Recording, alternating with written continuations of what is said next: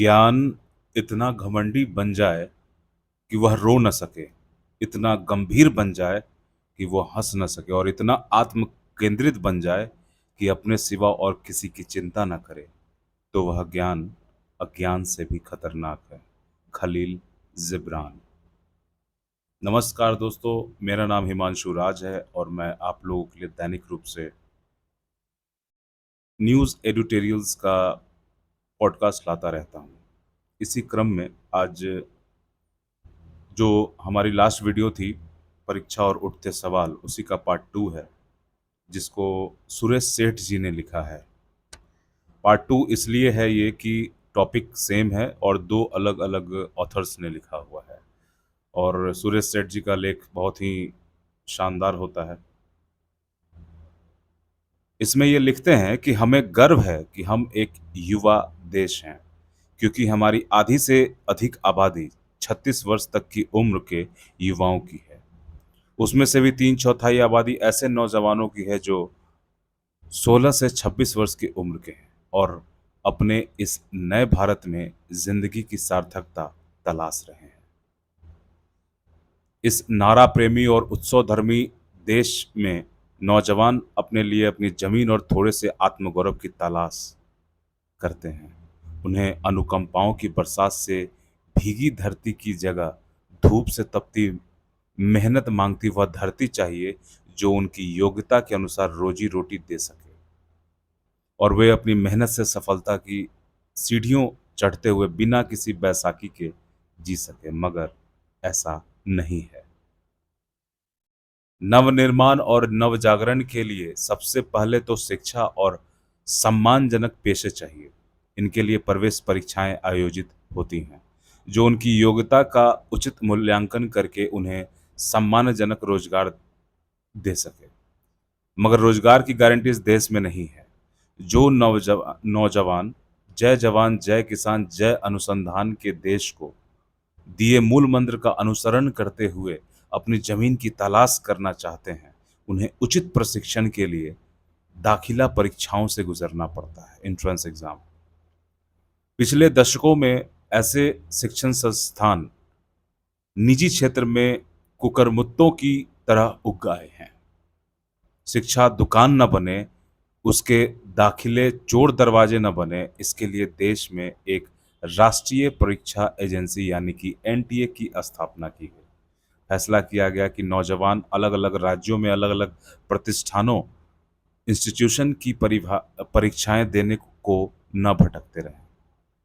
उन्हें एक देश एक परीक्षा का मूल मंत्र एनटीए द्वारा दे दिया गया। अब चिकित्सक बनना है या उन्हें विशिष्टता हासिल करनी है, इंजीनियर या प्राध्यापक बनना है या शोध का छात्र बनना है, इन सब के लिए परीक्षाएं एनटीए के झंडे तले आयोजित की जाती है।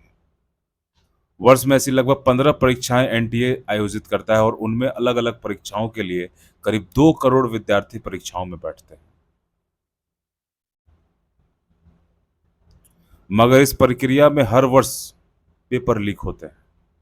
इस वर्ष भी यही हुआ। यह पुरानी बीमारी का इलाज क्यों नहीं हो पाता? क्या इसलिए कि इसकी परीक्षा जैसी हो कोई नियमित सुदृढ़ ढांचा देने के बजाय जैसा है उसे निभाओ का नियम दे दिया गया है। एजेंसी में 15 शीर्ष लोग तो अलग अलग प्रतिनियुक्ति से आ गए, पर परीक्षाएं अंततः निजी एजेंसियों को ठेके पर दी जाने लगी। जाहिर है ऐसे माहौल में पेपर लीक से लेकर अन्य भ्रष्ट तरीकों की कितनी संभावना रहेगी। इसकी चरम सीमा शायद इस बार हो गई जब 571 शहरों के 4,750 परीक्षा केंद्रों में 23 लाख से अधिक अभ्यर्थियों ने एमबीबीएस दाखिले के लिए नीट परीक्षा दी। नतीजा निकला तो 67 छात्र प्रथम श्रेणी थे। उन्हें 720 में से 720 अंक मिले। स्पष्ट हुआ कि नंबरों का बंटवारा तर्कहीन तरीके से हुआ है। शोर शराबा हो गया। जांच में पता चला कि सीमित ढंग से अनुचित साधनों का इस्तेमाल किया गया। पकड़ धकड़ होने लगी। बिहार से बहुत सी खबरें आई, लेकिन परीक्षा में बड़ी गड़बड़ी के संकेत नहीं मिले। इस बार की गड़बड़ी से परीक्षार्थियों का विश्वास परीक्षा लेने वाली एजेंसियों पर से डिग गया। योग्यता का मूल्यांकन अगर इसी तरीके से होना है तो परीक्षा के ढांचे में चोर गलियां निकल आएंगी और अयोग्य छात्र उन्हें धक्का देकर निकल जाएंगे। तो इनसे बड़ा अन्याय उन्हीं उन मेहनती छात्रों के लिए क्या हो सकता है जो वर्षों से घर छोड़कर कोटा जैसी जगहों में परीक्षाओं की तैयारी करने में दिन रात एक कर रहे थे। परीक्षाएं तो सही मूल्यांकन के विश्वास के आधार पर चलती हैं। तभी सुप्रीम कोर्ट ने भी 18 जून को नीट मामले में सुनवाई करते हुए कहा था कि 0.001% भी गड़बड़ी हुई है तो उसकी जांच करो। सीबीआई की जांच में यहाँ वहाँ दोषी भी पकड़े जाने लगे। संसद में इस पर बहस की मांग उठी। नौजवान ही किसी देश का भविष्य होते हैं और जब वही अंधेरे में भटकने लगे तो देश का भविष्य भला कैसा होगा। सर्वोच्च न्यायालय में दायर याचिकाओं पर विचार हुआ कि क्या नीट की दोबारा परीक्षा ली जाए। परीक्षा में भ्रष्ट तरीकों में पर्चाफोड़ की पुष्टि हो गई, मगर जवाबी याचिका भी आ गई कि इन लाखों विद्यार्थियों का क्या दोष जिन्होंने पूरी मेहनत से इम्तिहान दिए और अब उन्हें फिर उसी अग्नि परीक्षा से गुजरने के लिए कहा जा रहा है, जबकि हर पढ़ने वाला जानता है कि उसी उत्साह के साथ बार बार परीक्षाओं की तैयारी नहीं हो सकती। खैर, मामला सुप्रीम न्यायालय के ध्यान में है। केंद्र सरकार और एनटीए के हलफनामे भी सुप्रीम कोर्ट में आए हैं। नीट परीक्षा दोबारा करने की जरूरत नहीं है। लाखों मेहनती छात्रों को दोबारा बेवजह परीक्षा की भट्ठी में न झोंका जाए। दोषी जो पकड़े जाएं, लेकिन नीट के यही परीक्षा परिणाम सफल छात्रों के साथ रहेंगे देश भर की चिकित्सा संस्थाओं में दाखिले के लिए। इन इम्तिहानों के आधार पर अलग अलग मेडिकल कॉलेजों में काउंसलिंग शुरू होने लगी थी, जो अब जुलाई के अंत तक टल गई और सुप्रीम कोर्ट से अंतिम फैसले का इंतजार हो रहा है। फैसला जो भी हो, सवाल इस समस्या की फौरी हल का नहीं है, यह तो हो ही जाएगा। सवाल यह है कि मेहनती युवा पीढ़ी को उनकी मेहनत का उचित मूल्यांकन कैसे होना है, इसका अस्थायी हल कैसे निकाला जाए। कुछ बातें बहुत स्पष्ट हैं।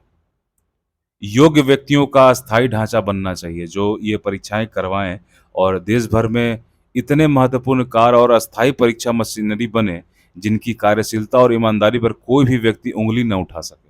जब तक यह नहीं होगा तब तक नौजवानों का विश्वास, जो अपनी भविष्य के प्रति पहले ही संकालू हैं, अपनी परीक्षाओं के प्रति भी अनिश्चय की भंवर में फंसा रहेगा।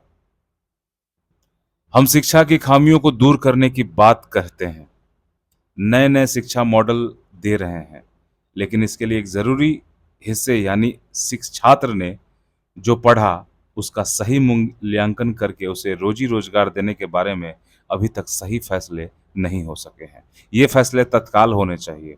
देश में नवनिर्माण की बात करने वाले पहले देश की युवा पीढ़ी के लिए शिक्षा के नए ढांचे के निर्माण को तुरंत बनाना शुरू करें। तदर्थ उपायों से काम नहीं चलेगा। शिक्षा आपके अंतस को जगाती है। छात्र की योग्यता का तटस्थ मूल्यांकन करने के लिए शिक्षा विशारदों को तैयार रहना चाहिए। यह ठेका परीक्षा प्रणाली नहीं चलेगी। देश में शिक्षा प्रवीण सिर जोड़कर बैठे हैं और ऐसा वैकल्पिक ढांचा बनाए जिसमें देश के युवा छात्र और विश्वास और सहज माहौल के साथ यहाँ अपनी योग्यताओं को प्रस्तुत करें।